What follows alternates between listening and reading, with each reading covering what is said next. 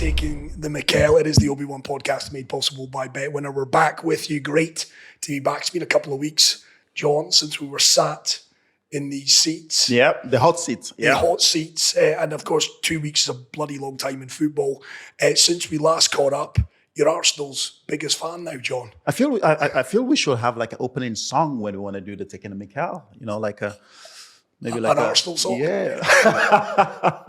Because Arsenal fans all of a sudden love you, John. After 2 Well, weeks. some of them do. Some of them still think I am just well, I don't know Trolling what they think, them. but yeah, trolling them. But obviously, if you're an Arsenal fan or if you're not an Arsenal fan, I think the obvious is there this season for everybody to see, for everybody to talk about. I think the obvious is that they are, you know, The team to beat. The team to beat. They are the team to win the Premier League. And, but yeah. Still a long way to go. It's a long way to go. The Premier League is tough, it's difficult. We see that week in, week out. You know, you can drop points. But for Arsenal to go away to Sunderland to drop 2 points at Sunderland, for me, I know a lot of people saying, it's just 2 points. It's no problem. You know, it's just, you know, it's a problem. If you want to be the team to win the Premier League, dropping 2 points away to Sunderland, no disrespect to Sunderland, they've started the season really, really well. They're playing well. The club, the manager, they've done some really, really good signing. Granit Xhaka in that team is just absolutely phenomenal. The way he steadied that team with his experience, the way they play, the way he galvanizes the team. You can see his aggressivity, his intense. There's everything that Sunderland does comes from Granit Xhaka. Yeah. And it's absolutely brilliant. For me, he might go down as one of the best signings of the season. Completely agree. Honestly, he's going to go down as one of the best signings of the season because what he's doing, the way he's taking over this Sunderland team and just galvanizing and motivating this young team is absolutely brilliant. And you can see that again on at the weekend when he came up against his former team. His intention, the aggressivity that he had in the game, the passion he had in the game, I think every other player just carried on from there. That fuels, it goes around the whole team. And when you see your captain, your leader in that sort of mood, you want to be in that mood. And that's exactly what happened. Fair play to Sunderland, played really, really well. But then coming back to Arsenal, you want to call yourself champions. You want to be champions this season. Where you have the likes of City, Liverpool. I think we're still not miles off it. I think we're not going to win the league this season. I think we just lack a bit more experience in terms of winning the league. But I think top 4 should be our aim this season, Chelsea. But listen, if we're there, we're there. Of course. I think right now we're playing well, we're winning games. And of course, we don't have the main man back, Cole Palmer. I think when he comes back into that team, we'll be a much, much better team. So I think if we're there, yes, we're there. We might then go on to challenge. But I just think we lack a little bit of experience in terms of going on to winning the Premier League this season. So I think the top 4 should be something that we should count on. But I think next season, definitely, when we have to strengthen and bring in the defenders that will steady the ship, the more experienced defenders, the well-established defenders that are going to come into that team and stop us from conceding. Because if you look at, we've conceded 11 goals. Yeah, most of the top 6. That's the most of the top 6. You know what I mean? We consider 11 goals. And that's a lot of goals. That's a lot of goals. Going forward, I've said it so many times, we're absolutely brilliant. From the midfield, going forward, we have some power in terms of scoring goals, in terms of creating chances. I think we're very, very good in those departments. I think when it comes down to our defense, most especially our centre backs, I think that's where we struggle. Obviously, Levi Colwill being out injured, but I just think we didn't strengthen enough in that position. And I think that's what's costing us right now, isn't it? Considering 11 goals. 11 goals, as I say, I just think it's too much. If you want to go on to winning the league, you shouldn't concede that much goals. That's way too much goals to concede, in 10 games? 11. 11 games right now. So that's one goal in every game. So that's a bit too much.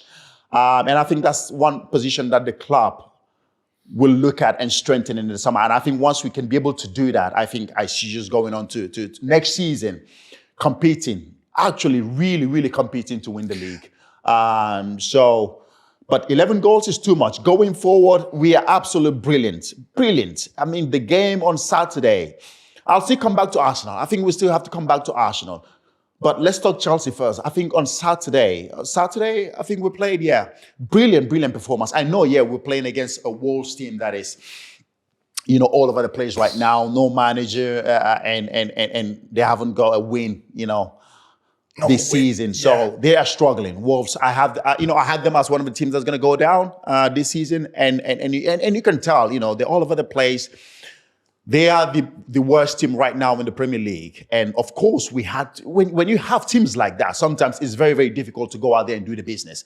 But we did exactly what we had to do. We went out there, we played really well with very, very good intensity. And it's so brilliant to see the likes of Garnacho playing really, really well. And when you talk about Garnacho as well, you talk about his performances. A player we go for what, 40 million? 40 million. That is looking to be one of the a good piece of business. Slowly but surely, it's turning out to be a really, really good piece of business, because his performances week in, week out, it's been really, really good. But this Saturday, he absolutely proved why we brought him to the football club. Absolutely fantastic performance. He's always direct. I like when he has the ball. He's always direct. He wants to go forward. He wants to dribble past the man. He wants to create chances. And the first time in his career to have two assists is absolutely brilliant. But we want to see that week in, week out. We want to see a bit of consistency with that kind of performance. I know, yes, it was Wolves. They're not a really, really good team right now, but you still have to go out there and perform. And that's what exactly Garnacho did. But I want to see a bit more of that. I want to see consistency in his performance. I want to see him do that week in, week out. But he's slowly but surely turning out to be one of the best signings that we've done this season. And I said it before he came into the football club. I said, I like Garnacho. I don't know, for some reason he wasn't playing at Manchester United. But if you can be able to get him to the football club, if we can be able to get him through the door, I think slowly but surely, like right now, you can see that he's turned out to be, a really, really good player. 40 million, John. For 40 million. In today's world, 40 million quid, it is a bit of a steal. That's a steal. The upside of him, Argentine international, 21 years of age, he had played almost 150 games for Man United. Yeah. For 40 million quid. That's again, incredible. Chelsea, business-wise. Good piece of business. And like I said, he's turning out to be a really good piece of business this season. But again, I want to see him do that week in, week out. I think that's something that the manager has said. He has to perform. There should be some sort of consistency with his performances. And if he can be able to do that week in, week out, and of course, Pedro Neto on the other side. Right now, Garnacho is the first choice in terms of when it comes to that left-hand side. He is the first choice. I agree. He needs to make sure he grabs that with both hands and make sure he performs and put a bit of consistency in his performance. And if he can be able to do that, I think the manager really likes him. The manager trusts him. And if he can be able to do that, I think he will turn out to be some really good signing for us this season. Here's a question for you, John. We talked about this off the podcast. 93 changes Enzo has made to his starting 11 in 17 games in all competitions. 8 changes from Karabag midweek into that game against Wolves at the weekend. 93, unsurprisingly, that's a lot. The most of any Premier League club this season. We talk about consistency of performance, and you've been there under José. How difficult is it to build consistency when you're in and out of the team?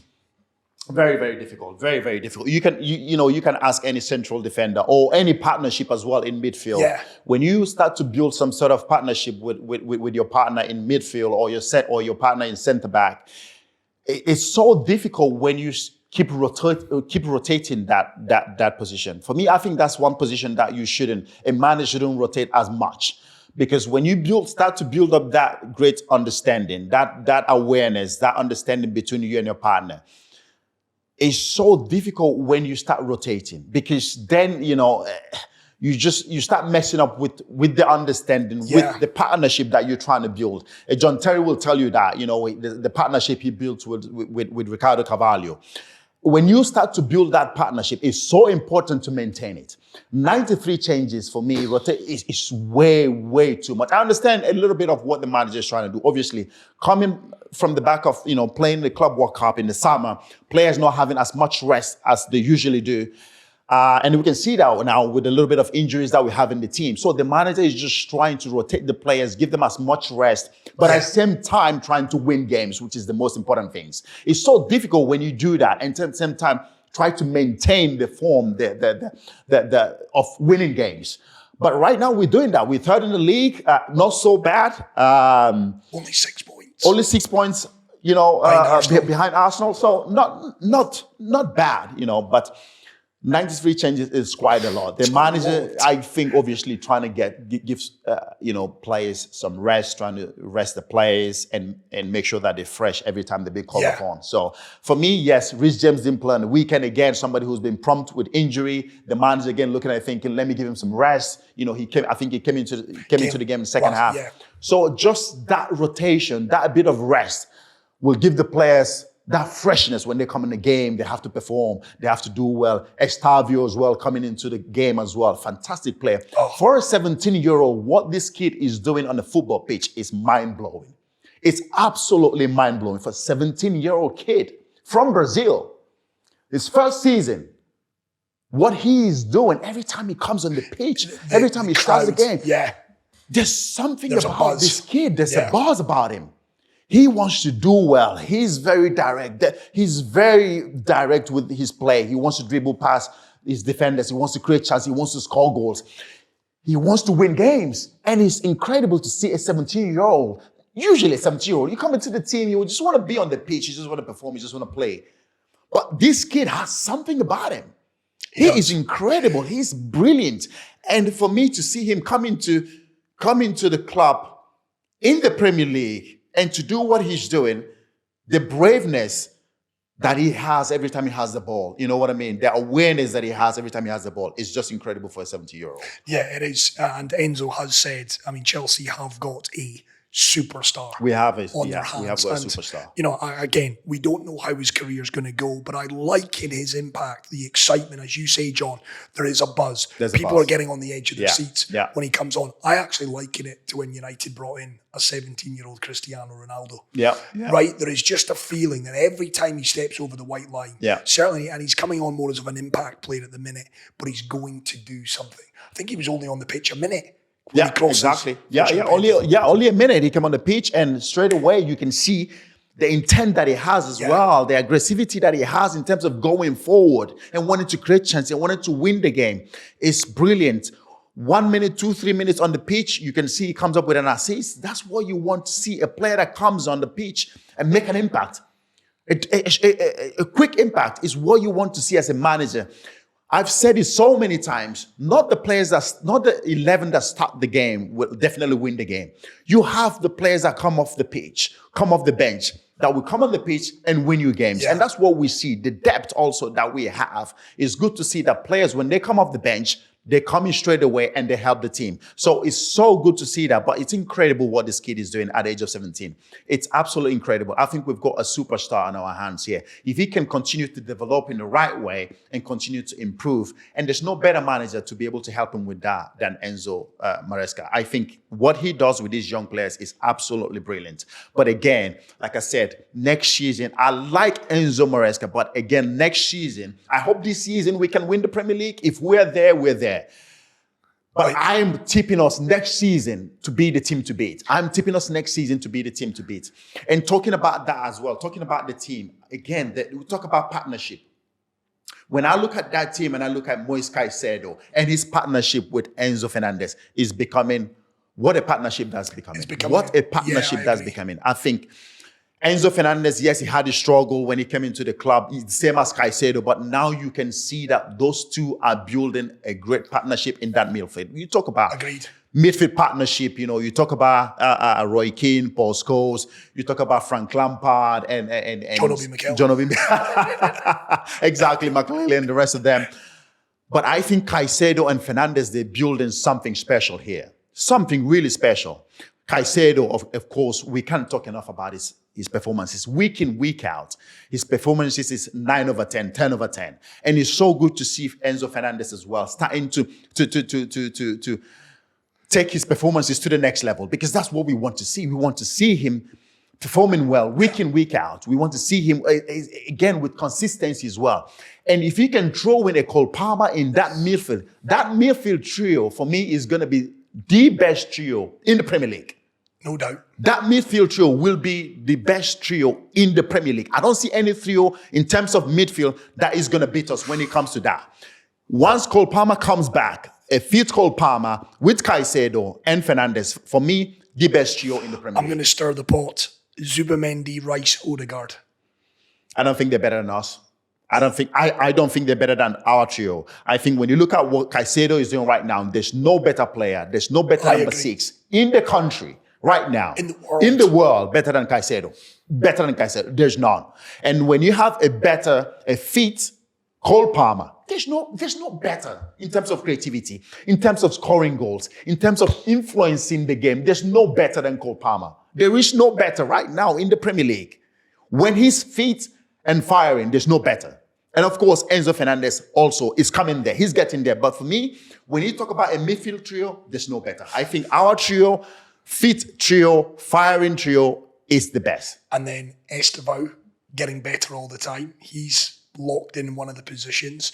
Yeah, I think Pedro Neto, of course, still is the starter when it comes to that right-hand side. I think Pedro Neto, for me, he's absolutely brilliant. One of our best players as well in terms of creating chances, scoring goals as well. Not just going forward, what he gives us going back as well.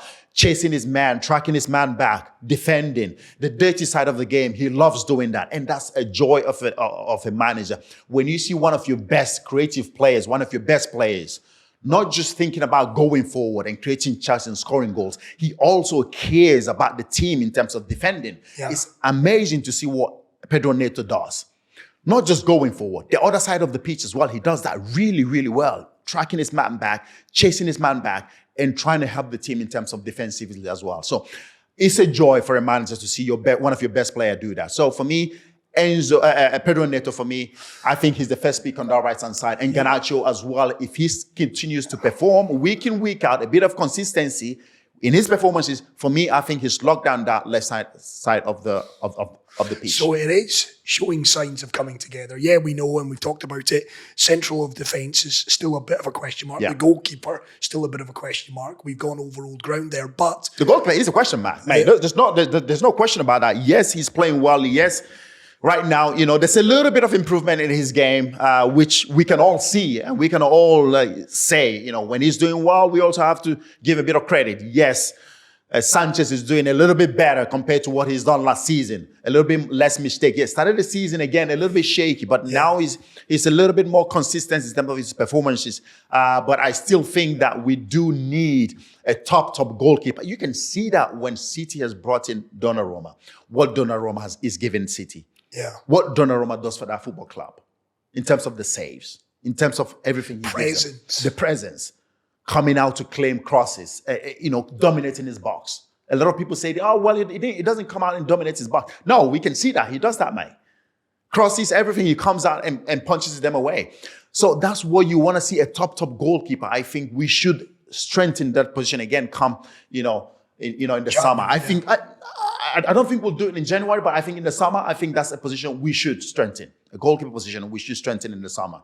Yes, Sanchez is performing a little bit better, but I still think if we want to call ourselves champions, if we want to go on to win the Premier League, the Champions League, we need a top goalkeeper and a two top centre backs. Yeah, you're not going to change on that. But no, I'm not going to. Going into this international break, there is a feel-good factor because, of course, coming off the back of the disappointment defeat to Sunderland, a 1-0 win away at Spurs, and you made Spurs look ordinary in that game. Okay, midweek Champions League draw at Karabag, a lot of changes. Okay, a little bit of disappointment there, but to bounce back, another clean sheet, another 3 points, third in the league, 6 points behind Arsenal.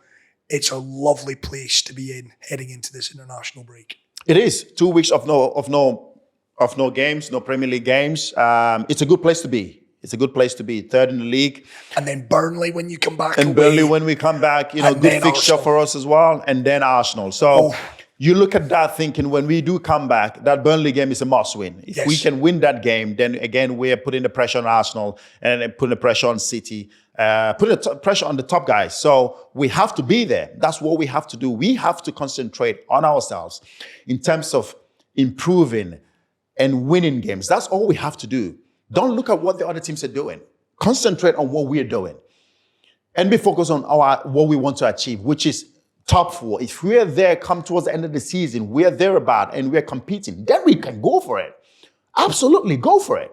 But right now, I think the top 4 is what we should be aiming for right now because I still think we lack the experience of going on to win the Premier League. But when we are there, come April, May, we see ourselves first, second, third, 2 points behind. Then, yes, of course, go for it. Of course, why not? Go for it. But right now, the top 4 is what we should be aiming for. I think the Carabao in the Champions League, I think we played against them. And the manager made the changes as well. For me, I think, yes, changes are needed, but this is the Champions League. I think... you want to finish top 8? We want to finish top 8 because that's where you want to be come when the group stages are done. You want to be top 8. You want to qualify straight away. Because if you don't do that, we saw that with City last season. And Liverpool. If you fail to do that, and Liverpool... it was City, no. It was City. And then City, yeah. If you fail to do that, if you fail to qualify with this new system of the Champions League, if you fail to qualify straight away at the top 8, then you have to go into a playoff. We don't want that. We don't want an extra game. We have enough game as it is.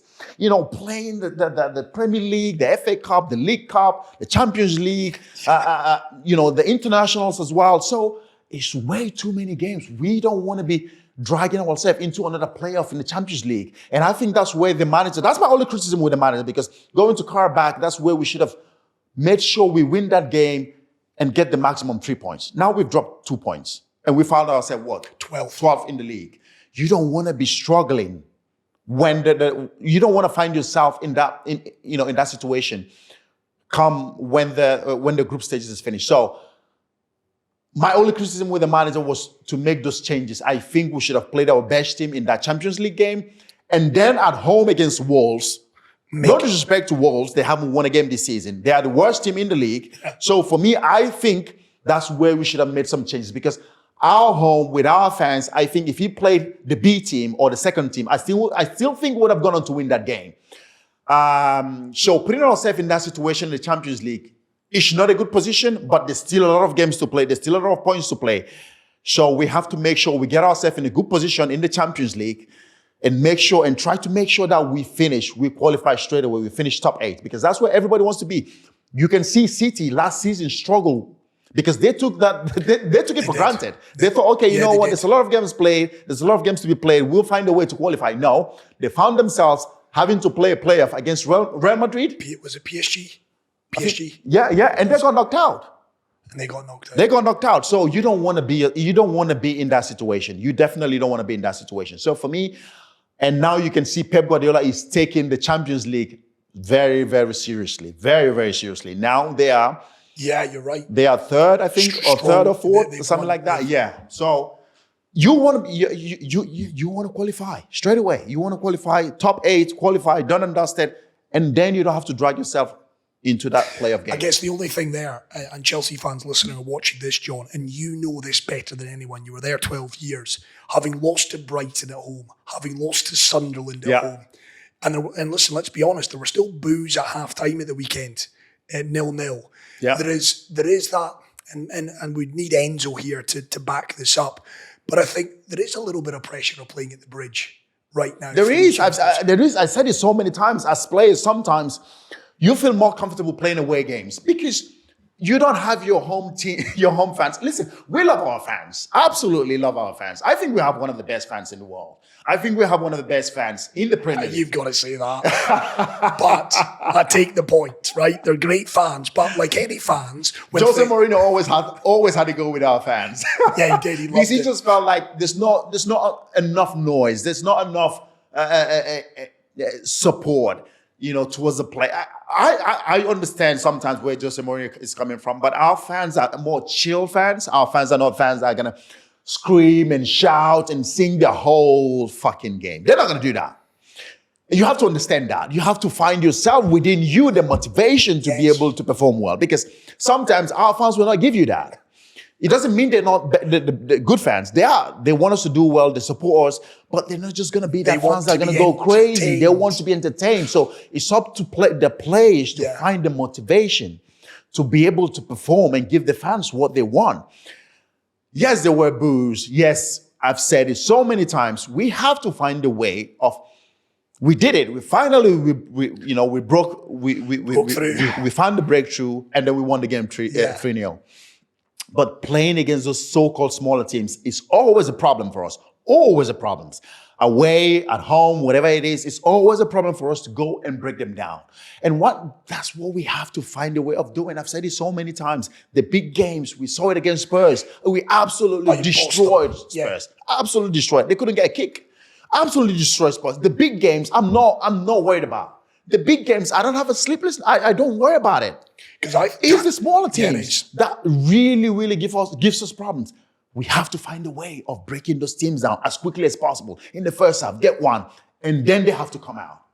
If you go in 0-0 in the first half with those smaller teams, of course the fans are going to be frustrated. Of course they're going to be frustrated. So we have to find a way, come out of the blocks, quick, firing, make sure we get a goal against those smaller teams, break them down and force them to come out. And then the game is open for us. That's what we need. That's what we have to find a way of doing. And it's good to see us do that again against Wolves at the weekend. So we have to find a way of winning those smaller games. The big teams, I'm not worried about because we always find a way of playing through those presses. We always find a way of playing through those big teams. If we are the best teams when it comes to playing out from the back. I've said it so many times. Playing against the big teams, we are the best team. In terms of the braveness, the willingness to have the ball in smaller spaces, we are the best. We are the best. You know, when you have Caicedo, Fernandes linking up with those defenders, playing out from the back, it's absolutely brilliant. So for me, playing against the big teams, I'm not worried about. It's the smaller teams that give us the problems. I've waited to come back to this. Arsenal, John. We started there. We've got to circle back to it. Okay, they drew 2 apiece, a last-minute equaliser. And listen, it's not terminal. They're still 4 points clear at the top of the table. They've still, in my opinion, been by far and away the best team this season so far. But coming back to a point that you made, Mikel Arteta's face at the end of the game, it was one of disappointment. I think he understands the magnitude of building momentum, building confidence mentally in this team that, hey, we can go to the Stadium of Light, not play well and win. So to concede a last-minute equaliser, I know we're only in November. I know it's still early on in the season, but to your point, you could see the frustration of, had we won that game, it solidifies the view that we are capable of going and winning a title this season. Arsenal. You're coming back to this, aren't you? But last week you did tip them. You did say Listen, tipping Arsenal is a no-brainer right now this season. Because you must be stupid to bet against Arsenal this season. You must be absolutely out of your mind to bet against Arsenal. But there's still a but. Will they go on and win it? That is the thing. Will they go on and do what everybody expects them to do this season? That is a question mark. We won't know, right? Everybody around the world, in England, in the Premier League, is tipping Arsenal to go on and do it. I think they are favourites. But will they do it? That is the question. For the past 3 years, we've tipped them. Did they go on and do it? No. They went on to do what they do really, really well, which is bottle it. Yeah. Which is find a way of fucking it up. That's what they do. And right now, that's exactly what they did on the weekend. I know a lot of people look at it and say, yes, it's just 2 points drop. It's not the end of the world. Well, it is the end of the world. If you want to call yourself champions, if you want to be the teams that finish runner-up in the last three seasons, this season is the season where, again, City now coming back, we're struggling. Liverpool declining. Struggling. Chelsea, we're playing well, but Consistency. Consistency, yeah, I don't think we're going to be there in terms of winning the league. So who else is theirs to lose? I know we said it last time, it's theirs to lose, and everybody's saying, oh, Mikel, now you're tipping us. Yes, of course, we all tip you guys to win it. But there is the question mark, are you going to win it? Yeah. Are you going to go on and do it? Is the pressure going to be too much for you? Has the mentality of the players changed in terms of going on to finding that next level, which is going on to winning the league? That is a question mark for Arsenal. That is a question mark of this side, of this Mikel Arteta side. We've said it so many times. There is no better squad in terms of depth. Yes, they do have injuries right now, but they get over it, right? Every team has that. Yeah. City have their Ballon d'Or winner, best player out injured. You know what I mean? Chelsea, we have our best creative player out, injured. And Levi Colwill. Levi Colwill also injured. Yes, a lot of teams are struggling with injuries. Deal with it, Arsenal. Stop complaining. Yeah. It's part of the job. It's part of the league. So for me, that game at the weekend just shows again what Arsenal always does. You have your foot on a pedal right now. Press the fucking pedal. Don't take your foot off the gas. Don't take your foot off the pedal. And that's what they've done at the weekend. You have City. If they won that game, going into the international break, 6 points ahead of six, 7? It would have been 6 ahead of City. Ahead of City. 4. So if they won that game, going into the international break, 2 weeks of no games, Arsenal sitting top of the league with 6 or 7 points. That would have been the perfect scenario. 6. Would have been 6. But right now, what have they done, Arsenal? They have gifted Pep Guardiola a 1,000 game best gift of he's going to celebrate these 2 weeks with a glass of wine, knowing that Arsenal have done what they usually do, which is fuck it up and give him the perfect celebration of his 1,000 game. Now he's won the game and he's 4 points behind Arsenal. If they won that game, Pep Guardiola, even winning that game against Liverpool, will be thinking, 6, 7 points, that's a lot. 6 points, that's a lot. But what does Arsenal do? They do what they do best. They gifted him a 1,000 game gift. Here you go, Pep. We're going to do what we do best. We're going to go and bottle it at the Stadium of Light. We're going to draw the game against Sunderland and lose 2 points. If they want to be champions, Arsenal, these are the games where you go and win. When we won the Premier League, when we were at Chelsea, successful, winning titles, we know the big games are going to be difficult. You're not guaranteed 3 points when you play against the big boys, but you're guaranteed 3 points against the smaller teams. You have to be at your A games. It's the mental side of it. Yeah. Go there and make sure you win and get the maximum 3 points. Mourinho always said that. We don't want to look back, come the end of the season and thinking, fuck, that game against Sunderland, we should have won. Yeah. We should have gotten the maximum 3 points. Those are where you lose the league. Those are the places where you win the league. Because the big boys are not going to give you gifts. The big boys are not going to give you 3 points. No. You might get a point, or you might get 3 points, or you might lose the game against the big boys. 3 points is not guaranteed. But when you go against the so-called smaller teams, you have to make sure you get the maximum. They wasted 45 minutes of that game. I watched the game. First half, they were nowhere to be seen. Sunderland. Second half, they came out a little much better. Second half, Sunderland was much better first half. Aggressive, winning first, every first ball, tackles, jumping. Granit Xhaka was there, aggressive, winning everything in the first half. The crowd were there. Arsenal didn't perform well in the first half. Second half, yes, a lot better. But they've wasted 45 minutes. Yes, they come in the second half, got the equalizer, went up to 2-1 up, and then conceded in the last minute. Yeah. But again, it is a disaster. It is a disaster for this Arsenal side. They have to. Yes, people saying, oh, Mikel, now you're tipping Arsenal. Of course, everybody's tipping Arsenal right now. You must be stupid not to tip Arsenal because they have the best squad. They have the best defenders. Agreed. They have the best squad. So it's a no-brainer to bet against Arsenal. And again, they do what they do best. Find a way of fucking it up. That's what Arsenal do. But they are still the team to beat. But make no mistake about that.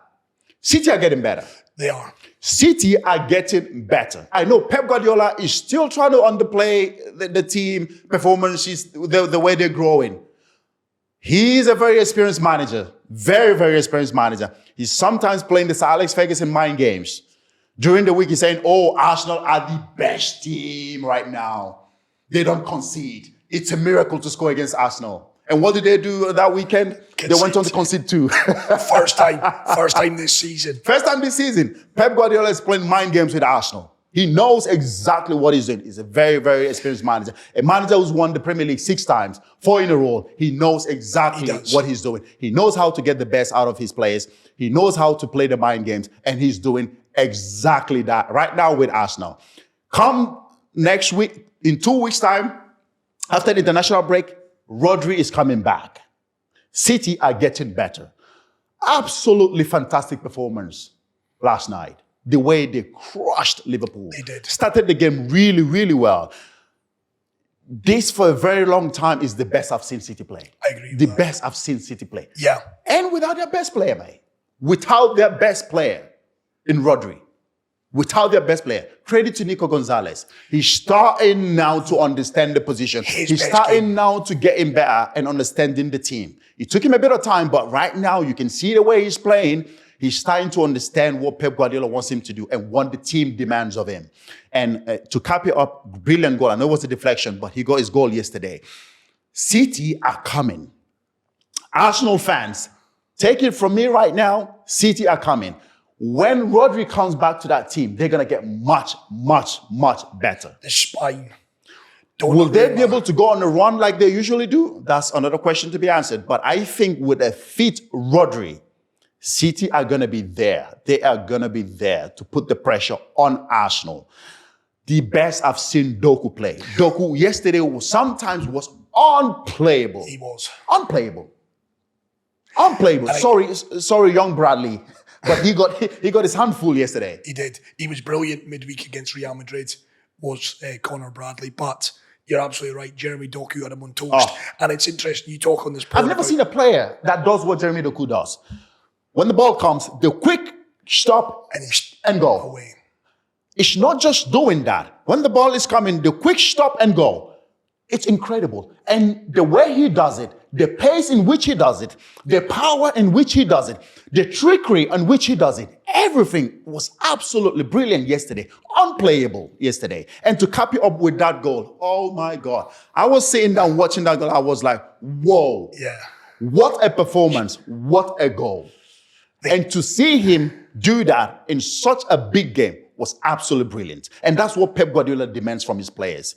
Consistency. That's what he wants to see now from Jeremy Doku. We don't want to see him perform like this and then he disappears for the next 3 weeks. That's 4 games. That's Garnacho. Pep wants to see young wingers. Young wing, exactly. Performing week in, week out. Add a bit of that in your game, the consistency. That's what you want to see. I know sometimes it's very difficult for young players to find that consistency. But put that in your game. And that's what Pep will want to see Jeremy Doku do. But City yesterday were brilliant. And we talk about Jeremy Doku. We talk about Haaland scoring goals, being the machine that he is. Again, he got a goal yesterday. But I have to talk about Nico O'Reilly, the left back. Thomas Tuchel, if he's watching. He's in the squad. He's got a player. He's got a great player. He's got a player in his hands. I'd love to see him in the World Cup because for me, he's a brilliant player. Not just going forward, Nico O'Reilly. What he does defensively. Yesterday, he absolutely had Mo Salah in his pocket.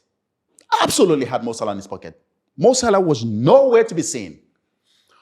And the way he goes forward as well, he drives forward when he has the ball. He's so good technically on the ball. Defensively, very, very, very good as well. And he's so young and he will improve. He will get better. Big boy as well. Big boy as well. He will get better. Peps absolutely love him. And you talk about young players. Yesterday, after 15 minutes, he went down with a calf injury. Yeah. But this is where we talk about mentality. For some young players, they're going to look at it and think, a big game, a massive game. I'm going to go off the pitch because I have a little bit of injury. I'm going to go off. I don't want to let my team down. What has he done? He went back on the pitch and he finished the game. He said, nope, I'm not going out. I'm going to finish this game with a sore calf. I'm going to make sure I keep Mo Salah quiet. And he did exactly that. Credit to the lad, mental side of the game. Yeah. Because he could have easily gone up that game and said, you know what, let me protect myself. I've got international coming up and I don't want to let the team down. I might be tired here and there. But no, Nico O'Reilly stayed in the game and made sure he did what his team wants him to do. He played the full game, and he was absolutely brilliant. It's so good to see young players with such mentality, such strong mentality. Absolutely brilliant City yesterday. 7 defeats now in the last 10 for Liverpool, John. The champions, he's gone back. He's reverted to type a little bit. He's gone back with Gravenberch, McAllister, Soboslai, Andy Robertson's come back at left back. And listen, hey, I don't want to just judge you off the back of this. They had a great win against Villa, great win against Madrid, but they were poor. They were poor. Yesterday. They were poor. I mean, when you talk about the heart of that team, the soul of that Liverpool team is that midfield trio that you just mentioned. Gravenberch, McAllister, and Szoboszlai. They had absolutely a shocker yesterday. They couldn't get a kick yesterday. City were brilliant. Nico Gonzalez. This is the best I've seen also Bernardo Silva play in such a long time, Bernardo Silva. This is the best I've seen him play. Yesterday, he was all over the place, defensively wise, holding the ball, keeping the ball, with his experience, slowing the game down. He was absolutely brilliant yesterday, Bernardo Silva. And of course, Phil Foden coming back to his best. Yes, he didn't get an assist or a goal yesterday, but what he did for the team, and Pep always said it, when Phil is happy, he's a different player. The rest is history. He's a different player. And they've managed to find him. Now he's happy. He's playing his favorite position.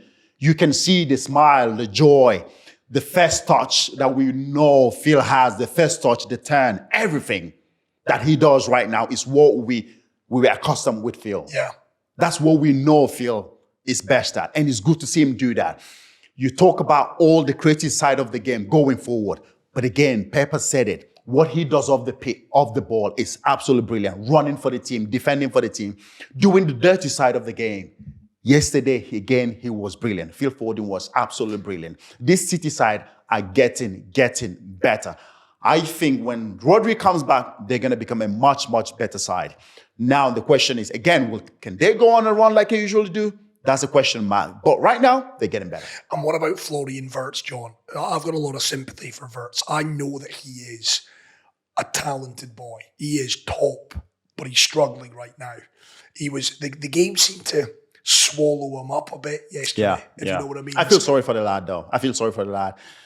Coming from Germany, coming into the Premier League, pace is much quicker. Physicality, everything in the Premier League is much difficult. And to come in again with that price tag as well, it's just the games. Every game he plays just looks like he's got a massive weight on his shoulder every time I see him. He looks lost. He looks like he needs help. And when he looks around him, I don't see anybody in that Liverpool side that goes to him and say, you know what, put his arm around him. On the pitch, maybe they do it behind closed doors. But on the pitch, I don't see anybody goes to him and say, listen, go on. Yeah, all right, go on. You're doing well. A bit of encouragement. I don't see that. No. I don't see that on the pitch. Every time I watch him, I look at him. I feel sorry for the lad. He looks a little bit lost. The price tag is huge. I don't think that's affecting him.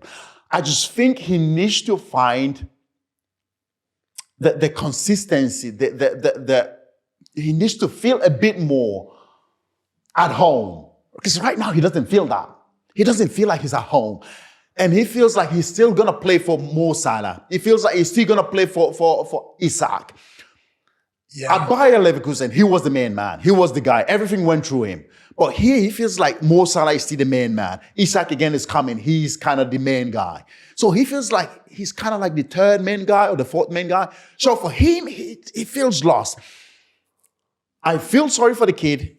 Brilliant player. Fantastic player. I think when Liverpool get this lad to start playing well and start being the player that we know he is, they have a good player and they have a fantastic player in their hands. But Ancelotti needs to find a way, as a manager, to get the best out of him, Florian Wirtz. He needs to find a way of getting the best out of that guy because he is such a talent.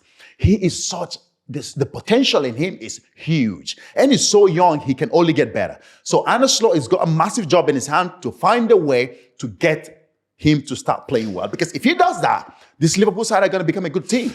Yeah. If he does that. But the question is can he be able to get the best out of him? I don't want to see him a flop because he's not a flop. No, he's not. He's got so much potential. He's such a fantastic player. It's the matter of, the question is, how do they get the best out of him? Do you play him on the left side? Do you play him as a number 10? That is what Ancelotti is trying to find out right now. And if they can be able to do that, I think they have a good player on their hands. We talked about it before. He turned down City. Pep Guardiola had him as his number one target. Yeah. He wanted him to be his new De Bruyne. Yeah. He turned down City. Again, if you believe the reports, Guardiola couldn't confirm that he'd be around for the long term as City boss. He felt that Liverpool were maybe more on the ascendancy. Yep. But again, you watched the game yesterday, and I know it's only one game and he needs time, but I'm looking at City thinking, wow, they suit his qualities and attributes far more. Far more better than Liverpool, yeah. But Wirtz behind Haaland. Yeah, exactly, behind Haaland. But now you see they have... But I still think if he came to City, you're still not going to push Phil Foden on the left. So for me, I think that's probably where City has looked at that. Was that part of the negotiation? Pep knowing that Phil is going to be his main number 10, and Florian Wirtz probably looked at it and thought, you know what? Maybe. I don't want to play on the left. I want to play as a number 10. Or deeper. And then and maybe Pep has looked at it and thought, you know what? No, I've got Phil. Phil is going to be my number 10 in next season. So maybe that was part of the negotiation that Vet thought, you know what? If I go to Liverpool, I'm going to be the number 10. Yeah. So no, but I think a City side would have suited him much better, the way they play, because they're more efficient with the ball. They keep the ball really, really well. The way they play out from the back, I think that would have suited him really, really well. Because right now, if you ask me, what is the system of this Liverpool side? What is the structure? What is the philosophy of how they play? I don't know. I have no idea. Are they a transition team or what are they? Yeah, or they're just in the middle. Position team, transition, I don't know. So for me, they're still trying to find a way to play. Too many changes, yes. But Ancelotti needs to find a way of getting his new signings to gel. Yeah. Interesting to see that yesterday, Isak didn't come on the pitch. Is he still kind of a little bit of injury? Is he trying to protect him? 2 weeks of no game, is that going to, is he going to feel a little bit much better in terms of, after the international break, he's going to come back fitter and stronger? Maybe that's why he didn't bring him into the game. And again, the game was already done and dusted with 3-0. You don't want to bring him in because they're not going to gain anything from the game. So he thought, you know what, I don't want to risk him, leave him on the bench. But Ancelotti needs to find a way of getting this Liverpool side. This is his team right now. Last season, whatever he wants to say, whatever he wants to think, that was Jurgen Klopp's team. That was Jurgen Klopp's team. Yeah. This team right now, this Liverpool team right now is Ancelotti's team. You went out there, you brought in your players, you made the signings, you got rid of the players you didn't want, which were Jurgen Klopp's players. You got rid of them. You wanted to defend this Premier League with your own team. Now you have to do that. Yeah. You have to do that. And so far, he hasn't got his new signings to start performing. And that's the job of a manager. Yeah. Your players that you brought in, your signings, you have to justify to the club, to the fans, why you've gone out and spent that much money bringing your players in. And to defend the league, which we know the Premier League is the strongest, is the most difficult league to win and to defend. Yeah. So it comes down again to what Pep Guardiola has done in his tenure as Manchester City side. Winning the Premier League 4 times in a row. I don't think that's ever going to be done. I don't think that's ever going to be done. He's the only man to do it in the Premier League. I think he's the only man to... Fergie won 3 times twice. Never 4. Never 4. So City, 1,000 games for Pep, 741 wins in his 1,000 games. Which Incredible. Is just insane. He's only lost 128. Is that right? From his a winning rate of 71.6. Yeah. Incredible. Incredible. And you talk about it. Honestly, when I hear pundits go on about Pep Guardiola has spoiled football, has ruined football, honestly, for me, I think it's absolutely absurd to hear people, pundits, people who know the game, don't know the game, come out with such nonsense. Absolutely nonsense. What Pep Guardiola has done for football, not just the English Premier League, football, the guy has transformed football. He has transformed the way we see the game. He has transformed the way we get to watch and enjoy the game. A manager who's taken so many young players under his wings, the influence that he's had under so many managers, young managers coming up, Yeah. Arteta. Enrique. Vincent Kompany. Maresca. Managers that he's taken under his wings and had so much influence on those managers, had taught them everything that he knows. Welcoming manager, shared his ideas and taught so many people how the game should be played right. Growing up, you teach kids in academies how to be brave when they have the ball, how to be brave in small spaces when they have the ball, how to always want the ball even when you make a mistake. No, go again and ask for the ball. Yeah. Don't be scared to make mistakes. Pep has come and showed us that in the Premier League. Pep has come to the Premier League and demonstrate for us how the game should be played. Give the players the confidence to go out there, even when they make mistake. Go out there, try it again and again. Because I've given you the confidence to do that. Playing out from the back. Playing the game the right way. It's true, John. And not only doing that, producing results, winning league titles upon league titles. Yeah, and scoring goals. Domestic titles, league titles, European titles. And he's done that in 3 of the biggest leagues in the world. In Spain, in Germany, here in the Premier League. He's won titles. Playing the same way, not changing. Nope. Sticking to his game. Yeah, philosophy, yeah. And for people to come and say that Pep Guardiola has spoiled football is absolutely ridiculous. Coming from pundits, people who think they know the game. Pep Guardiola is a manager that we should celebrate. Yeah, what he's done for this Premier League, 6 league titles in 10 years. Yeah. 4 in a row. It's incredible. It is incredible. It's incredible. I think a lot of people... We shouldn't water down his success. No. We shouldn't try to tarnish his legacy by saying he spoiled the game. It's nonsense. It's absolutely nonsense. It's because the game is being played the right way. By him, yeah. By him. And he doesn't change. And he's still doing that up till today. Not just doing it. He's successful by doing that. He's transformed the game. He's helped managers, influence that he's had in. Now we talk about great managers in Luis Enrique, Mikel Arteta, what he's done for Arsenal, the way Arsenal play. Vincent Kompany, what he's doing in Bayern Munich. Xabi as well, what he did with Xabi in Barcelona. Enzo Maresca. Xabi Alonso, Real Madrid. Xabi Alonso, Real Madrid. Play managers who's learned from Pep Guardiola, the influence. You talk about the impact players have on the game. This is the impact that Pep Guardiola has had on the Premier League, all around the world in football. So let's not tarnish his legacy. No. Let's enjoy what he's given to us. Week in, week out, we've sat down and watched Man City give us what we tune in to watch, which is good football. Yeah. Ancelotti said it when he was in PSV. When City plays, he watches. Yeah, he watches the games. He watches the games. And I think the big thing, and I come back to Carlo Ancelotti when we were in Madrid with Carlo, imitation is the sincerest form of flattery, right? And I think when people say Pep's ruined the game, I'm totally wholeheartedly It's nonsense. with you. It is. Because so many managers have looked to Pep and they've tried to implement a style that doesn't necessarily suit the players. Carlo said it.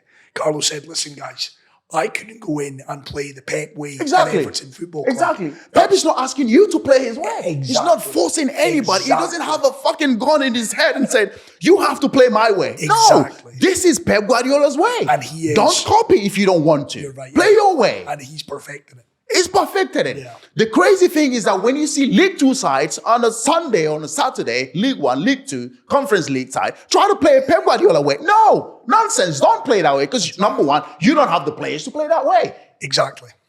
Don't play that way. And that's where he gets blamed. And it's like, no, and that's where he gets blamed. That's it. You don't blame the guy of doing what he believes is his own way. And he's doing it at that standard. And he's doing it at the highest level. That's it. Producing results everywhere he's gone. That's it. Winning league titles, domestic league titles, European league titles. 1,000 games, we should be celebrating Pep Guardiola and what he's done to the Premier League, because he has transformed not just the Premier League, football around the world. He has transformed the game. And to be able to do that and win league title, 40 major trophies, it's incredible. And he's still only 54. 4 in a row, and he's only 54. Only 54 years old. He could get to 2,000. Incredible statistics. So what I don't want to see, my fellow pundits, you're about to say. Exactly. Do not tarnish the guy's legacy, because when those statements keep coming up and up and up, you're trying to tarnish the man's legacy. And at some point, it's not just you being your pundit, it starts to become a fucking jealousy. Yeah. Because of the success that the guy has achieved, what he's achieved in the game. I think some of it is pure and utter jealousy. We don't want him. I'd want him at United. I'm telling you, it's pure jealousy. Because what he has done, again, let's take the game out of it.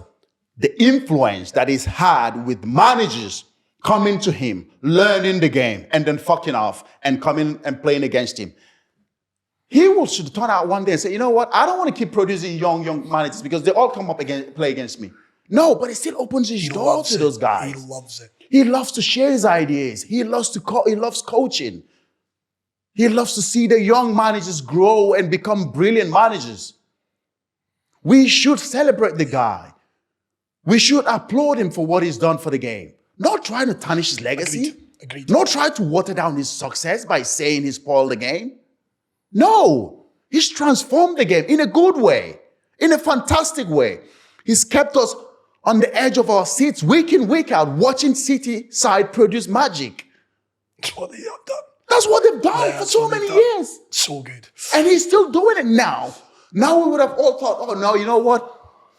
He could easily pack it in and say, no, but he still wants to win. He still wants to succeed. New challenges.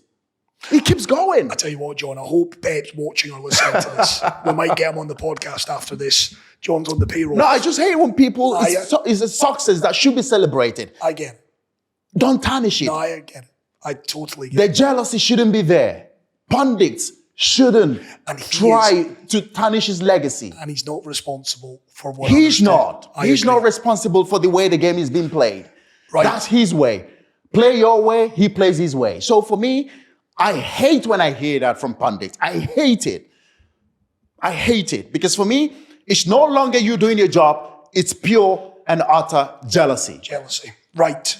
Speaking of jealousy, I am going to be jealous of the fact that you're going to be maybe celebrating your nation qualifying for the World Cup. It is the international break. You've got a number of hurdles to overcome, John.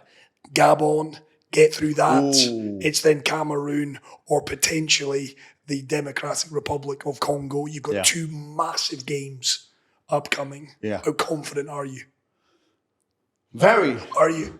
Very. I mean, okay, good. Coming from the way we finished the last 2 games, the momentum I think that we've built, the players now knowing, getting the feeling of what it means for us not to qualify for the World Cup. Now they have that feeling. Now they can feel that pressure. And I think now they know the magnitude of not going to the World Cup. It's going to be a disaster. So the players know that. Yes, playoffs, which is where we find ourselves right now, it's going to be tough. It's going to be really, really tough. Difficult games that are going to be played in Morocco. There's no home fans. There's no home advantage. You're playing in a no man's land. Yeah, knockout. Exactly, a knockout game. So we need to find a way of winning those games. We need to find a way of going past Gabon first. Exactly. Winning that. That's what we need to do first. And don't think ahead of playing either Cameroon or whoever. No, Gabon. We need to win. And when you have the players perform the way they did, I hope we can get Victor Osimhen again to be on his A game the way he did in the last game by scoring a hat-trick. The whole team to perform, not just Victor. Not just the whole weight on Victor. We need also players to step up. Alexi Iwobi to step up. To create chances, score goals. He's the number 10. That's what he's there for. We need those players to step up. We need the captain to be able to marshal the defense, to tell the players what it means. Experienced players like Ndidi, we need all those players to be able to come out and say, listen, this is the time. So we know this is the time for us to make sure we qualify. We find ourselves now in the playoffs, and we have to deal with it. Not the best place to be, but we are where we are right now. We have to deal with it. And you're still in it. Like I said, I've seen so many pictures, so many conversations about FIFA giving 1.2 million to the NFF to build stadiums. Have you seen that? And all the corruption that's gone on and not gone on, whatever it is. I don't want to get into that right now. It's about winning football It's matches. about winning the football matches. It's about going to the World Cup. All those conversations has to be dealt with. Yeah. The corruption has to be rooted out of the game. If we want to go forward, it has to be rooted out. But now is not the best time to discuss those. Now is the time for us to focus in the game and on the game at hand, which is playing Gabon, playoff game, to get to the next round of the playoffs. And then win that, and then we'll see you in March. 'Cause Exactly. You've got more qualifiers. So it's a difficult task for us Are right you now. confident, John? Come on. 2 wins needed, and we'll see you in March. 2 wins needed. See you in March. Still another playoffs to play, right? Yeah. So it is a difficult task. It's a mountain to climb, and we have to make sure we are ready. Again, when you talk about making the players feel comfortable when they come back to play, now is the right time. Whatever the NFF have to do to make those players come back, feel comfortable, to perform, give their best for the country, they have to do that right now. This is the time. This is the time. I want all the fans. Yes, we can talk about the corruptions tomorrow, but right now, it's about winning football matches. It's about beating Gabon. Do they? I think we can. I think we have the team to do it. We have the players to do it. We have one of the best strikers in the world right now. He's absolutely on fire. Yeah, he is. And again, I've said it, not just him. The whole team have to perform. Don't depend on Victor Osimhen alone. Don't depend on Victor Osimhen alone. The team, everybody needs to perform. Find the motivation in you, knowing that this is the biggest games of our lives, the nation's life. We have to qualify for the World Cup. Yeah. There is no 2 ways about it. We have to. We have to. So many times I've said it. We can talk about the corruption, but that's going to come. That is going to come. Well, tomorrow. Yeah. Another day. But right now, it's about winning those games and getting us through to March. And March, we have to deal again with another playoff. So the players should be motivated because the country and everybody is supporting them. I do know that. Everybody wants them to do well. We all want them to do well. As ex-players as well, we all want them to do well. We are all supporting them because it's going to be a disaster. Sitting down in the summer, flipping your TVs, trying to find a game where there's a Nigerian game and there's none. No, I want to be able to flip my TV in the summer or commentate, talk about the game. Keep you in a job. Essentially. And analyze the game. Commentate on the game. That's what I want to do. So in other words, John wants you to qualify because John wants a job in the summer. That's what you said. No, but I'm with you on everything you've said. Nigeria are a massive nation. Gabon, get past that, then do another win. It's easier said than done. My final one to you, they're going to win both those games, yes? I think we're going to win both those games. I think we have to win both those games. But again, like I said, mate, the first game is the most important game. Gabon is the most important game. Don't underestimate Gabon. Don't underestimate Gabon. Pierre-Emerick Aubameyang. Please don't. Because then we're in trouble. If we do that, we're in trouble. Yeah. Go into that game playing like this is the last game you ever play in your life. Win that game and then think about either Cameroon or someone else. The mistake we're going to make is to think, oh, it's just Gabon. No. Then we are fucked. Yeah. Then we're done completely. We cannot make that mistake. We cannot underestimate Gabon. Go in the game, play as we should, with full of confidence, bravery, passion. Above all, passion. Knowing that you're wearing the green, white, green, the badge of that green, white, green is huge. 300 million people. That's massive. It's a lot of pressure as well. That's a lot of pressure.